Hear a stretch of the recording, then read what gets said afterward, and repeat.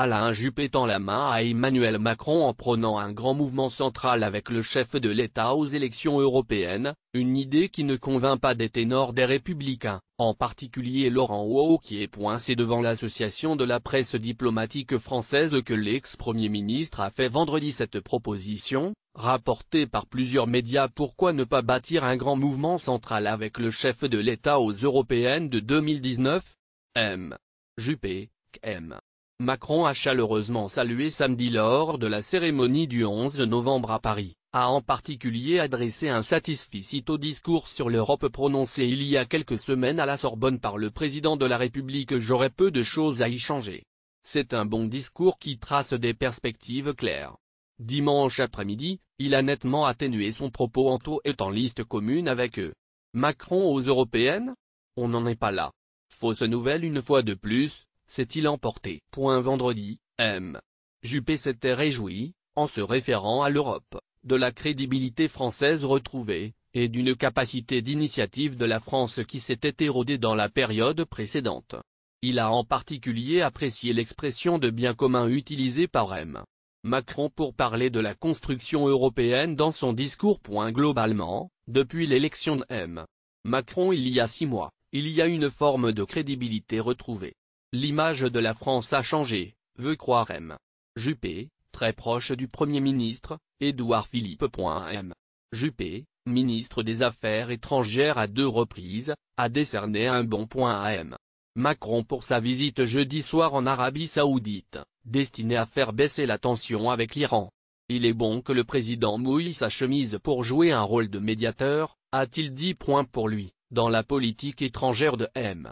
Macron, il y a beaucoup plus d'éléments de continuité que de rupture.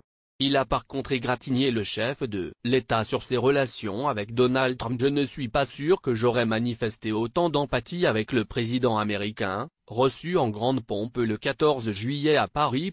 Cette main tendue est encouragée par le président de l'Assemblée nationale, François de Rugy, qui y voit le signe que cette recomposition politique issue de l'élection de M. Macron se poursuit.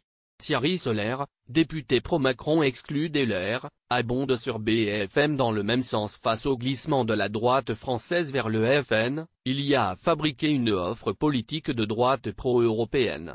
À 2 ans du scrutin européen, prochain rendez-vous de l'agenda électoral français, la proposition du maire de Bordeaux suscite par contre l'agacement au sein des LR, qui va élire dans 1 mois un nouveau président.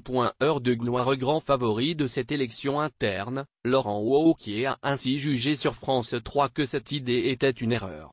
Nous ne partageons pas la même vision de l'Europe. Emmanuel Macron, en particulier sur l'élargissement éventuel de l'Union européenne, a-t-il expliqué. C'est une profonde erreur car l'élargissement a tué l'Europe, a prévenu M. Wauquiez, ancien ministre des Affaires européennes. M.